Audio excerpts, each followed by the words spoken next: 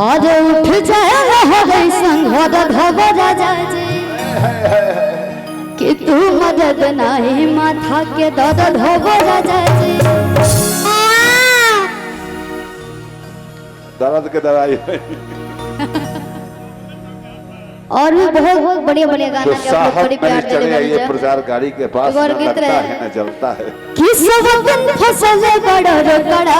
से किस वतन फसल बड़ा रोकड़ा से कि तू जग फसबा जो करा से अहो मोहु फसब कोनो छोकड़ा फंस जा कि भल जग बड़ा चाकर छोकरा से और सेटिंग लगवला पर करा से कि तू जग फसबा जो करा से आहो बहु फसब कोनो छोकरा से।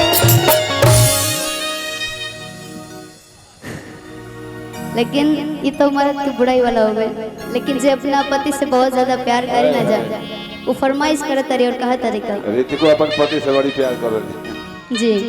सब कोई करेला ना सब कोई करेला। अरे भाई हम हो करेगा आज ले हसत गम को राजा जी आज ले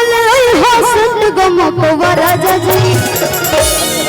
हमारे मारी के घुमा पूरा गोवा राजा जी मारी मारी के घुमा पूरा गोवा राजा जी ले हसत गम को राजा जी ले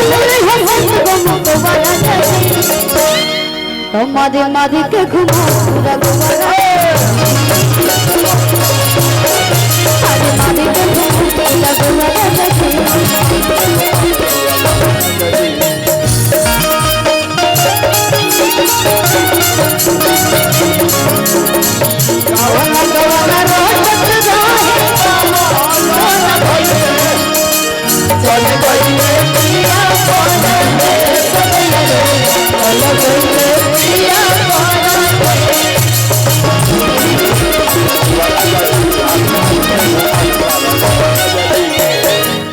भैया के वो गाना है लेटेस्ट में जन्म में राजा जी के दिल में टूट जाए कि हीरोइन बनी और हमारे गोलू राजा भैया बने BR3 और वहाँ के अगर वो सब की गाना सुन ले उखम जा तब तो बहुत बढ़िया बा। लेकिन अगर ना सुन ले उखम जा तो भैया के वीडियो जाके जरूर देखा जाओ में अलग ही लुक है भैया का टोपी है क्या क्या लग रहा है उसमें बहुत क्यूट वो अलग ही लेवल का लुक था भैया और गाना बड़ी आप लोग प्यार भी देता नहीं जा सरकार की टोपी है